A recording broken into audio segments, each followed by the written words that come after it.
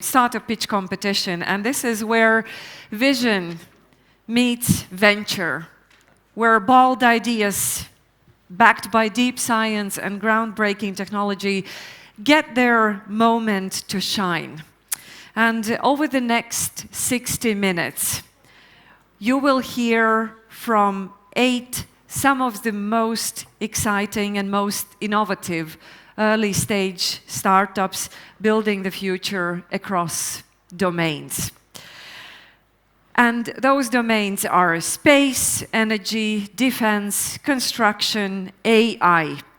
From satellite imaging and marine energy to hazardous waste treatment, smart cities, tech for semiconductor industries, these ventures indeed are shaping the infrastructure, sustainability, and security of tomorrow's world.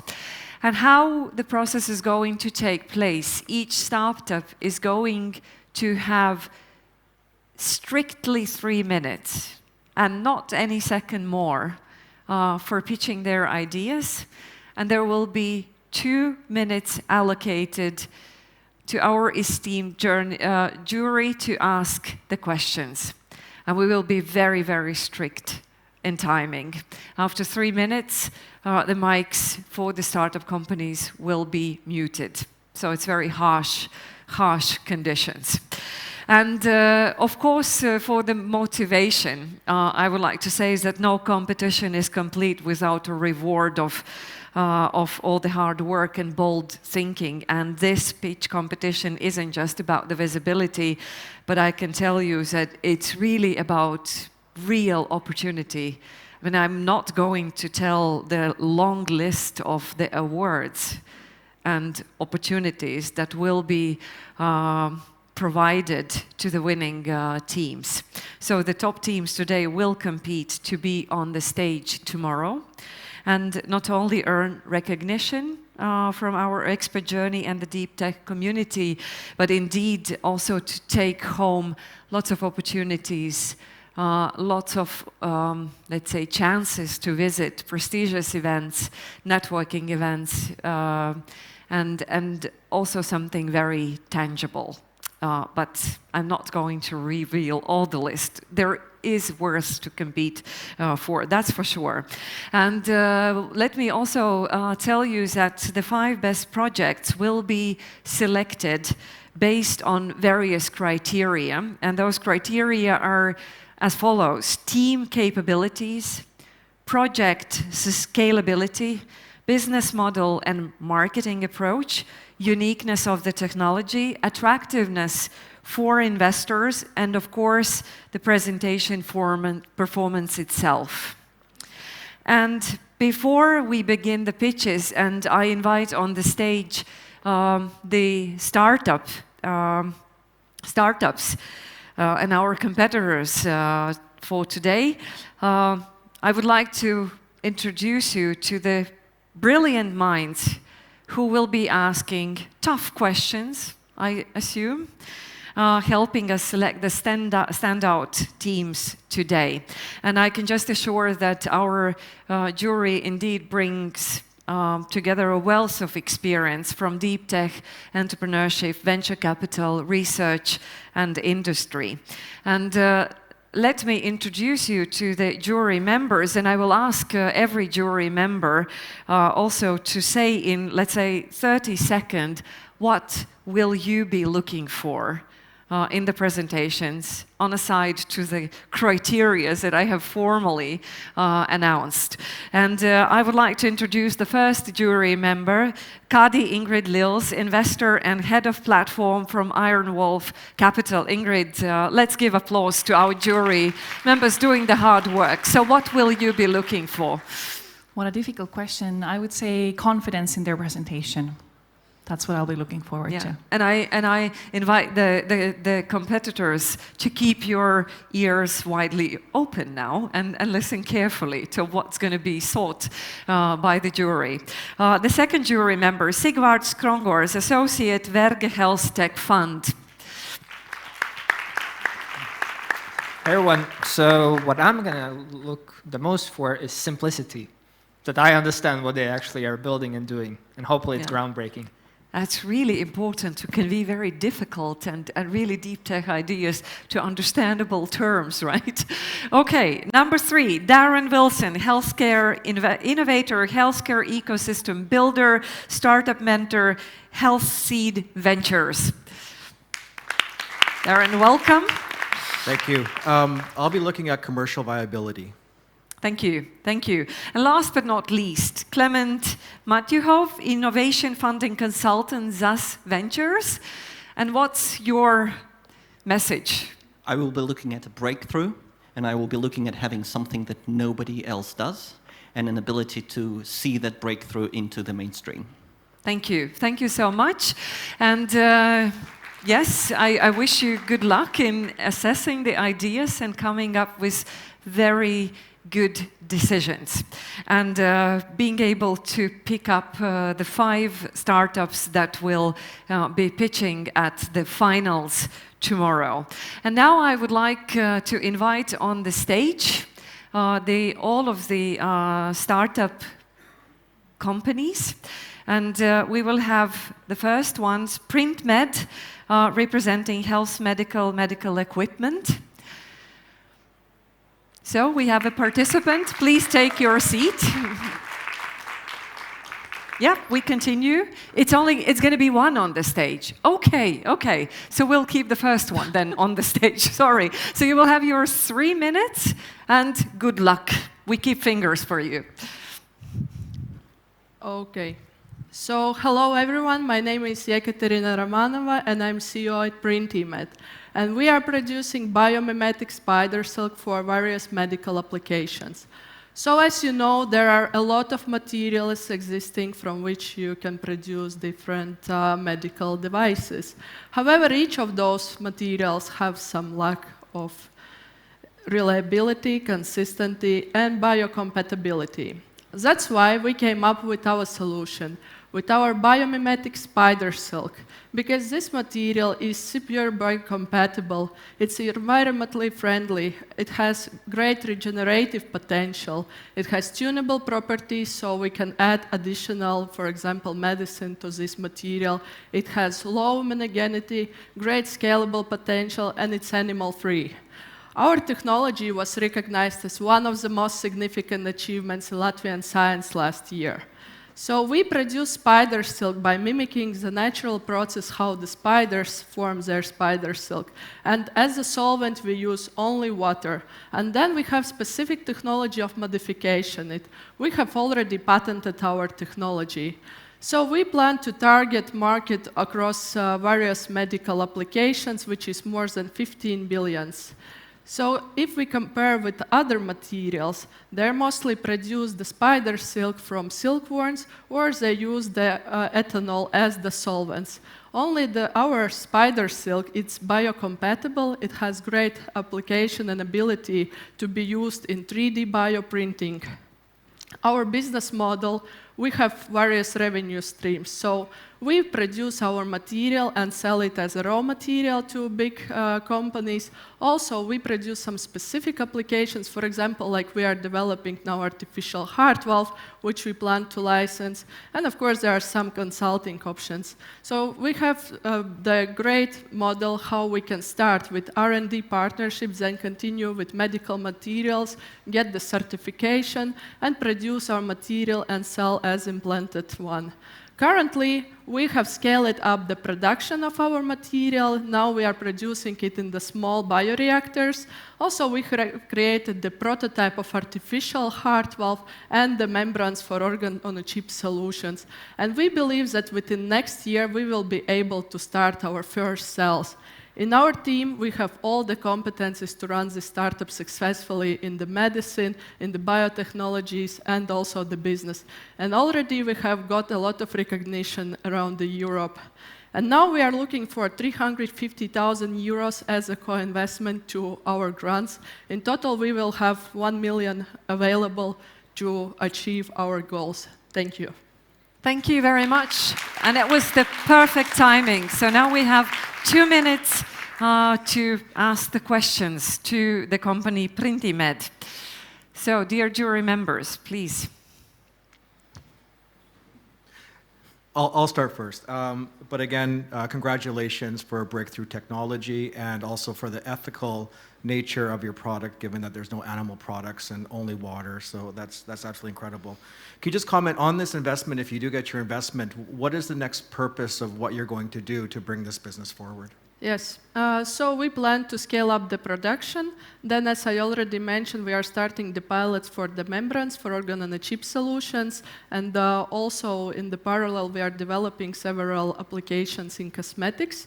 This will allow us to get some initial revenue. However, in parallel also, we plan to continue working on the certification as to get the medical device certification, to be able to sell our material to medical device producers, and to work on our very specific artificial heart valve application, which we plan to license later on. So with this money, we will be able, as I already mentioned, start the cells, to develop the heart valve until the preclinical stage, and then we plan to raise another round. All right, any more questions? Yeah, I have a question about your marketing approach and about your go-to-market strategy. So who will you reach and how? Yes, so as I mentioned now at the beginning, we start with the membranes on a chip solution producers and also with the universities who are doing such a research, and they are using membranes because for this we don't need regulatory pathway to go. Also, the cosmetic is the first cosmetic companies. For example, now we have the collaboration with Chanel, and we are developing the face masks from the spider silk. And later on, we plan to certify our material, and then we will be able to sell it as an implantable material for medical device producers. It is different coatings around the implants. It is wound dressings, and then also we want to use our material in 3D bioprinting and develop artificial organs and scaffolds. As I mentioned, we have started with this heart valve, and now we are also in close collaboration with Edwards, the biggest company for artificial heart valve production in the world. Thanks a lot. Thank you very much to Printimed from Latvia. And now we continue with our second pitcher, Dartsat SNO from Czech Republic. Welcome on the stage. Yeah, let's give encouragement with some applause. Hello, thank you very much for giving me this opportunity. Yeah, so I'm going to present to you our company from the Czech Republic, Dartsat. We do antennas, ground station, as you can see on the picture. Essentially, our customers for that product are satellite operators, ground station as a service providers, and military, which is very relevant, as you might know, since your neighbor is Russia. So this sector is very hot. And what's the problem with current infrastructure? Essentially, think of it as a tripod. So as the satellite flies directly over the antenna, which is also relevant here, since more north you go, the more common it is.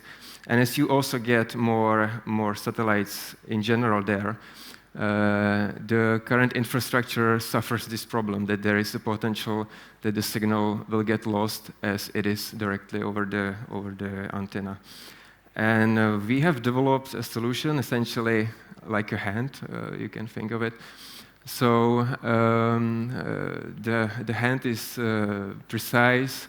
It's not durable, but our satellite is durable, and there is this problem with the keyhole, and it's very smooth, the movement, and you don't lose the signal, which is a critical thing.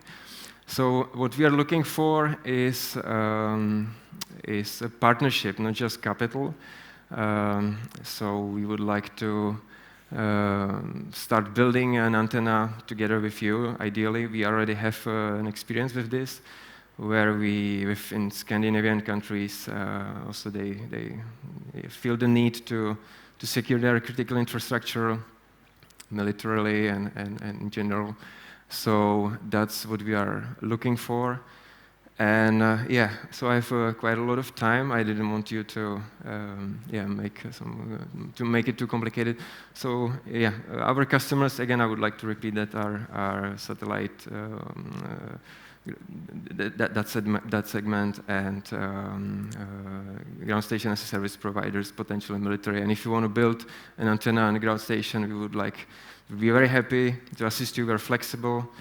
We are customizable in a way because we are starting off, and in contrast to some huge conglomerate, we can offer you this flexibility, as I said. So that's pretty much all what I wanted to say. Thank you very much for your attention. Thank you so much. Thanks. Your 3 minutes are up. So now it's time for the questions. Please. Thank you for the pitch. I certainly missed the team slide in this presentation. Please elaborate the key capabilities of your team. Thank you for the question. So mainly it relies on our CEO, who has this expertise in, like was mentioned there, in software development, hardware, material. He has been repairing the infrastructure for years, so he has huge expertise in that. And one of the things I didn't mention then, we have a supply chain under our control. It's all European. It's all based in Czech Republic, based on the experience of the CEO. So that's relevant in terms of team. Then there is his wife, who is doing marketing, and it's really at the beginning. And then it's me who is trying to present and build new partnerships, because we aren't just right now essentially finished incubation, and we want to accelerate. So it's hopefully more people will come and join us. Thank you. Any other question from the jury members? Yes, please. We still have time. Great, thank you. Can you maybe restate the problem? How significant is this problem, and why does it really need to be solved? Mm-hmm.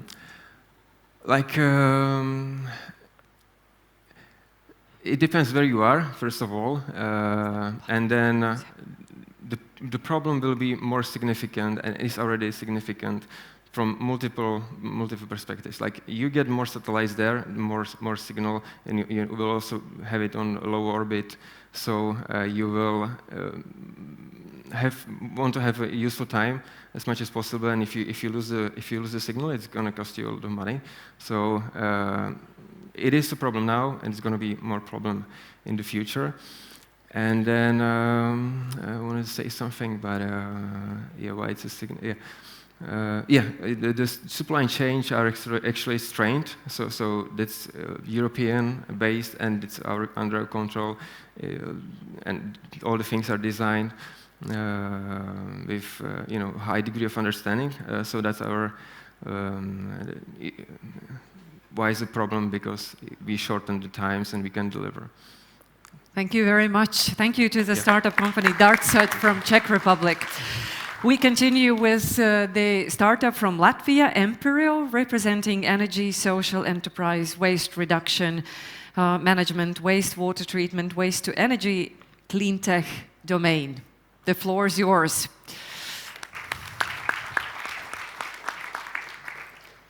Yeah, good afternoon, everyone. My name is Alexander Belskis. I'm CEO of Imperial Company, and if you look at this picture, you could see a small wastewater treatment plant, which purifies wastewater, but also it generates a waste product called sewage sludge.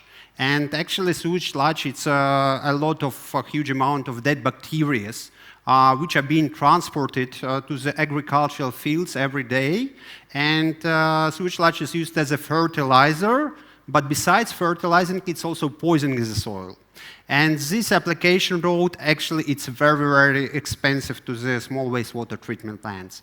And so Imperial is ready to offer its patented solution for the small municipalities, for the small wastewater treatment plants, providing huge and significant costs cutting down, and also providing independence from these high gate fee contracts to these companies. And the market for the sewage sewage sludge utilization in small cities is huge, and Europe alone, it represents a €1 billion opportunity for Imperio.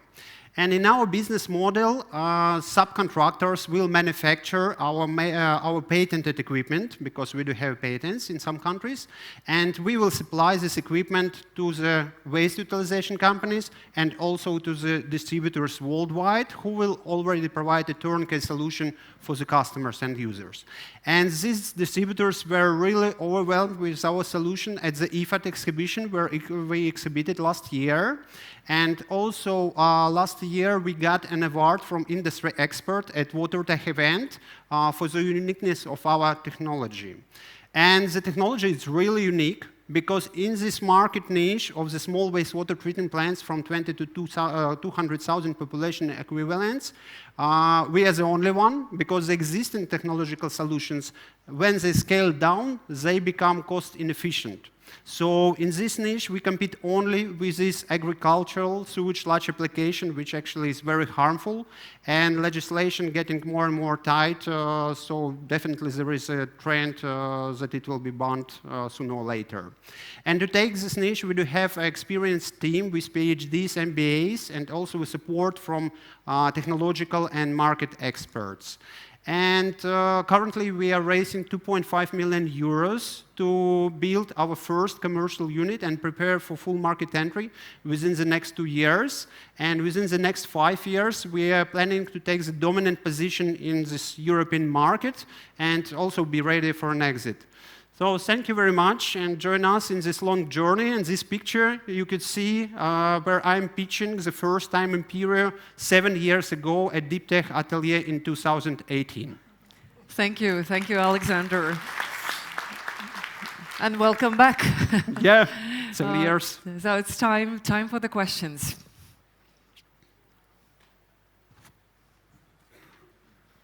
Thank you very much. So I didn't get your business model. Will you be manufacturing this or not? And then who will be doing the services and maintenance of that? And how will you scale that? So actually, thank you for the question. We have chosen this system supplier business model because it provides a fast scale up, because we are using both sides, distributors who are worldwide and could cover their local customers, what we would not be able to do it by ourselves. And also we could place the orders for the equipment simultaneously for many different subcontractors. So this is not limiting us with the scaling possibilities. We lose some margin, definitely, because we are not manufacturing by ourselves, but in such a case, we could scale up fast and actually be ready for the faster exit. This is our strategy. Okay, thank you. And if I may have another question? Yeah. And another question. So what kind of traction have you got now commercially? Yeah, so the unit, this picture, what you show, what's shown on picture, it's our first industrial scale pilot. And we came to that for 5 years and even more. And currently it's installed in the city of Jurmala, next to Riga, half an hour ago, far away. And yeah, and this is an industrial pilot. So it's TRL7 now, and we need to build a first of a kind unit to show to the market the first reference. So this is our next step. And we do have some LOIs with Veolia, for example, in Poland. Also, we do have LOI with German wastewater treatment plant, and there is a big interest from corporates, waste companies like Suez, like Saur in France. And they're really excited to see our technology in operation, because there is a huge demand in the market. Thank you. Let's give a round of applause to the Team Imperial from Latvia.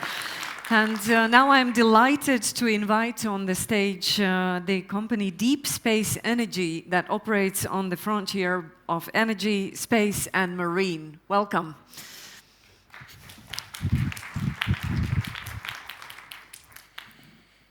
Hi, everyone.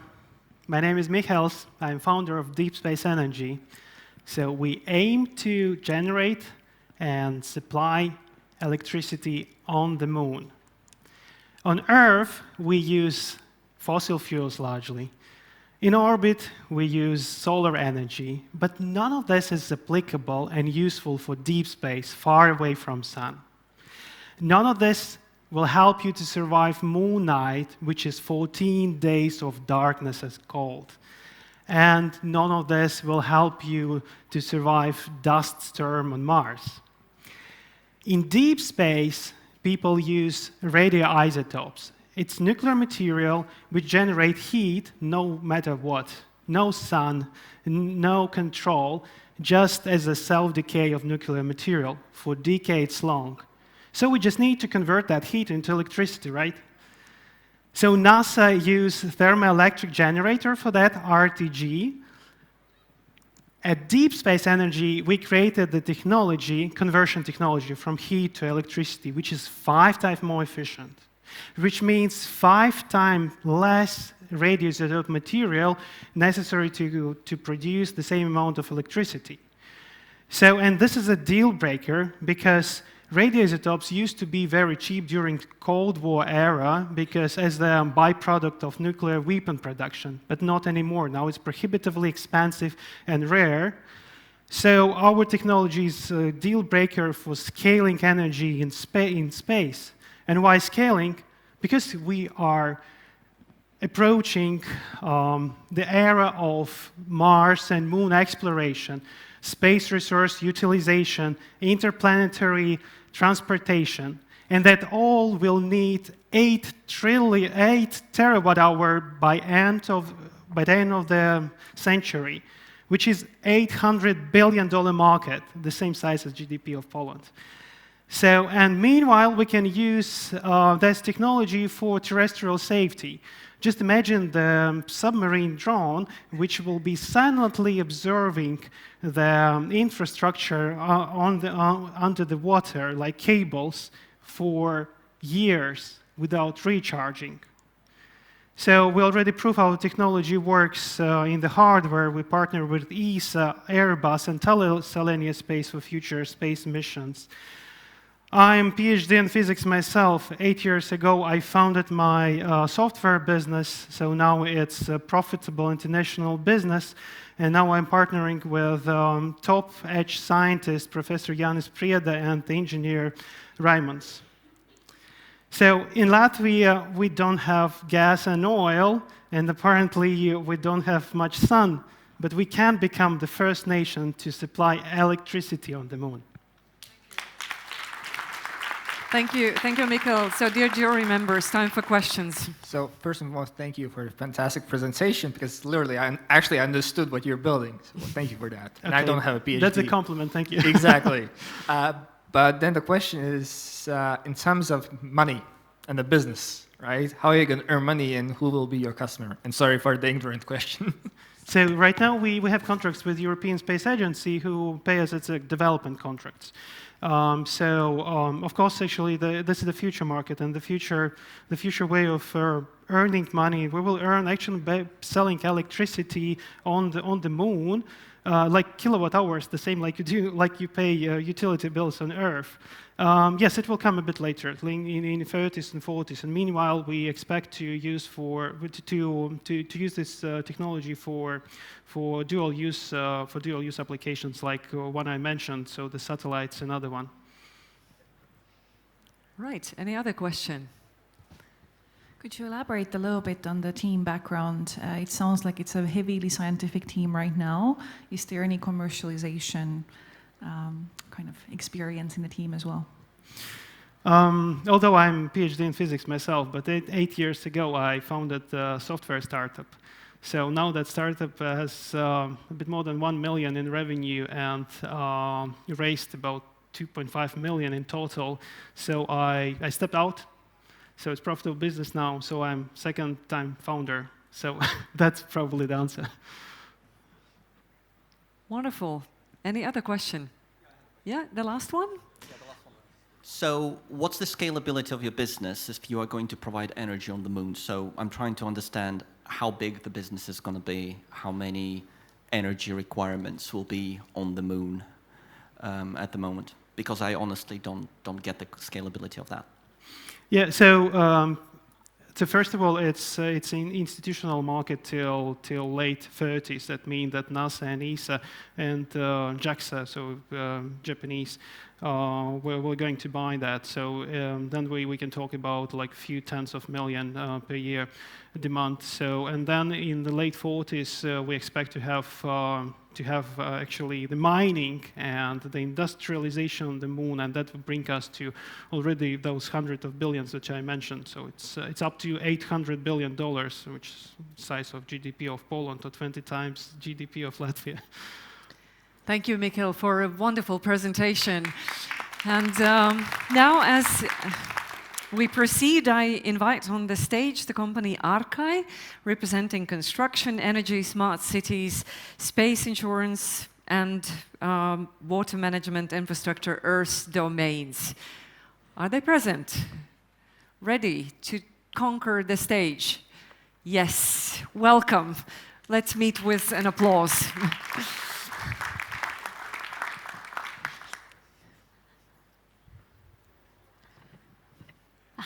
Hello.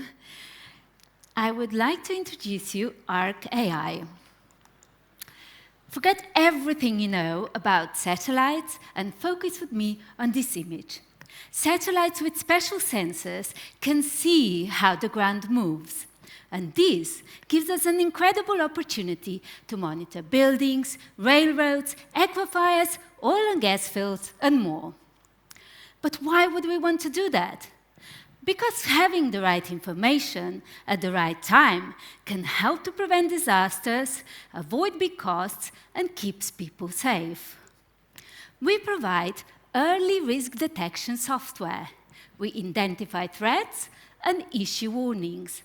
Our technology saves 50 to 70% of money compared to traditional surveying methods, and it reduces infrastructure damage by 30 to 50% with fast and precise reports. Underground storage is our starting point. With facilities expanding, often near urban centers, this means higher risks and stricter regulations. Our technology was developed in 5 years at Politecnico di Turin. We are a spin-off with protected software at TRL 5. We use machine learning and combine it with advanced satellite and ground data to explain where and why the ground moves. This is more than just monitoring. It gives warnings about upcoming destructions and actions needed to prevent it.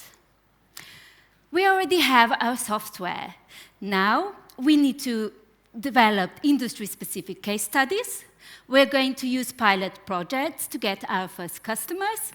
And we're going to develop monthly subscription platform, expand to different industries, and then we want to go globally and deploy our own satellites.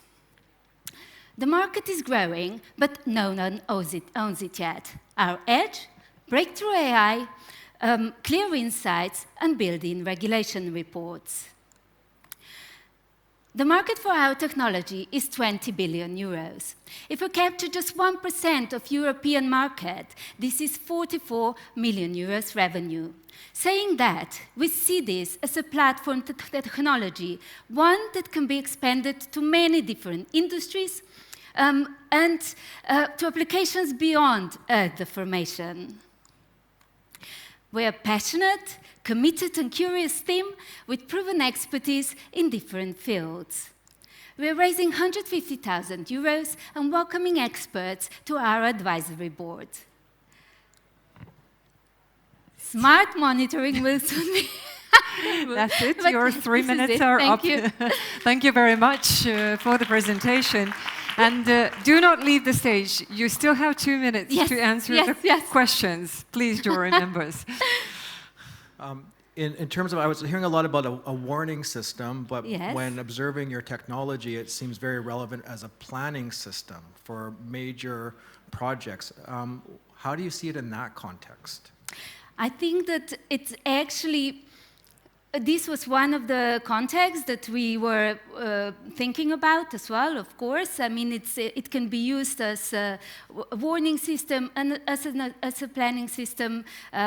It's also dual use, so it's also for security. So, yeah, it has many different uses. Could you please elaborate on your planned business model? Sorry? On the business model? Yes.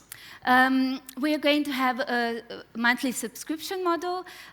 We are also going to have one-off reports. And if they're on a bigger, for the bigger players, we can make a special sort of, how do you say, we can do tailor-made solutions that are going to contain more different things. Sorry. Any other question? There is still time for one question. One quick question. Yeah? Yes. So who will be your early adopters, your first customers? What's the market you're going after? Who's going to pay you? Okay, so first we are looking at oil and gas industry and for sort of aquifer, sort of any underground storage systems. So these are going to be our first customers, but we were also looking quite a bit in construction industry, you know, so yeah, for now. Thank you. Let's give a round of applause to Team Arkai for their presentation. There are two more pitch presentations to go. We continue with the company Stellar Nuclear from Czech Republic that operates in the areas of energy, space, clean energy, space exploration, and space technology. Please, the floor is yours.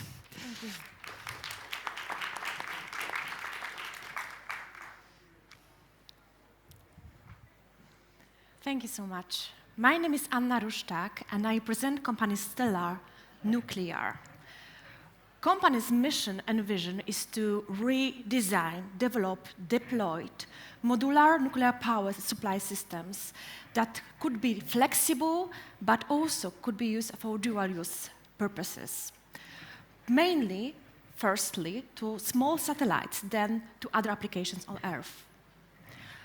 Our mission is to build local supply chain, but also competences in Europe, and solve different technical challenges, like thermal challenges. How we are going to do that? We are going to do that through our products that altogether can bring these modules. That's, for example, radioisotope power systems. That also is the safety analysis and vacuum heater that will help us to reject some heat. How we can do that effectively, how we can reject heat from cold side on application when there is a vacuum, there is no air. We can do that through this sort of big gradient of temperatures that we create on this rejection system heater. But the main challenge currently on space is that it needs to be lightweight, but also reliable for long-time missions. We also come up with idea to make it compatible, so our products can be modular, scalable, and ready to integrate to other solutions. As mentioned, this cold side gradient needs to be big and under 200 degrees. We are primarily thinking to use that to satellites, small satellites, and our core business is also system integrators who are going to use this solution. Now we have Tier 4, and we need your support to make it happen to Tier 6. So the whole prototype will be ready till the end of this year. The main idea is also to develop only purely local chain of suppliers. We are working on that manner at the moment. And we need your support to develop the solutions to create micro reactors and development of micro reactors, as well as nuclear propulsion with cooperation with other companies. Our team is last here. Our business developer is half American, half Czech, and has large experience from NASA and other companies. We have two brothers that are working hand by hand, trusting in the common idea to create these modular nuclear power supply systems. We need your support to make it happen. We need also partners for coating materials. That's it. The 3 minutes are up. Thank you very much for your presentation. And time for questions.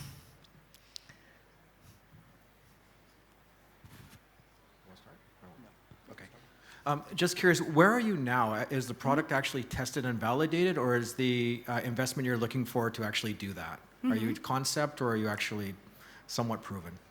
All right, so we are now on breadboard. So it means that we are locally having this idea that is already having a breadboard in itself. So that's the current status. Thank you. So your product is the heat rejection system, Yes, or it is it the entire setup, including the nuclear generator as well? Now I was presenting this heat rejection systems. It's one of the parts of the whole modular system. So. Okay, so the question is, who will be building the whole system? And I don't get what the final product is, if you know what I'm trying to say. The final product is this modular system, like a generator. So it will be built by Stellar Nuclear with cooperation with other companies. It's not possible to build it on your own. You need to have companies where you can have isotopes from different countries. You have different restrictions. So in Czech Republic and in Germany, as well as in France, it's possible. Thank you very much. Could you please further describe the exact commercial application for this that you have in mind? The exact commercial application will be energy supply, or like energy source, that will be available for different applications that are remote, from naval surveillance to places where you cannot have any other access to energy. And when solar energy is not possible, chemical energy is not possible to happen. So when they are not feasible. Thank you very much, Stellar Nuclear, for the presentation. And the startup pitch competition is going to be concluded by the team Inge Vital, Internet of Things, Health Medical, Health Tech, Spain. From Spain. Welcome. Yes.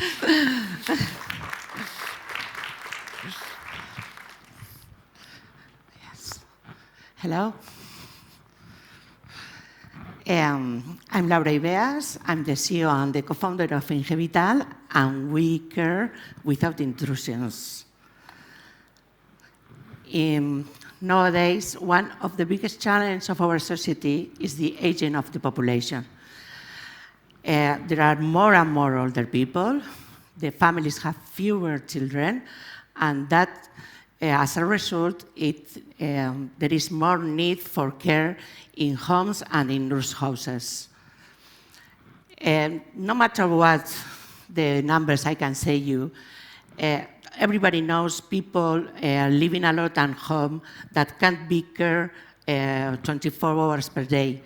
And all of us know stories about fallen people and that have been hours in the ground. Our solution is a technological solution for remote monitoring without any kind of intrusion for false and vital signs. The Inge Vital system consists in a gateway that collects the real-time data from two types of radars. The fall system radar is installed in the wall, and it can detect when a person falls and track a person in the room. The vital signs radar can give an estimation of the breath and the heart rate, and can say the body movements in the bed and when a person is sitting up. The radars connect to the gateway via Wi-Fi, and the gateway sends the real-time data to a web, to APP or a third-party software. Our platform and software collects all the real data and generate alarms. We have two markets. In nursing homes and hospitals, we sell an installation per room with a little fee per reader.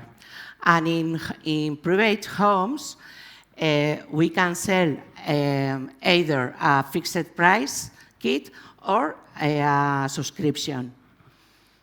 And we give a self-installation kit very easy.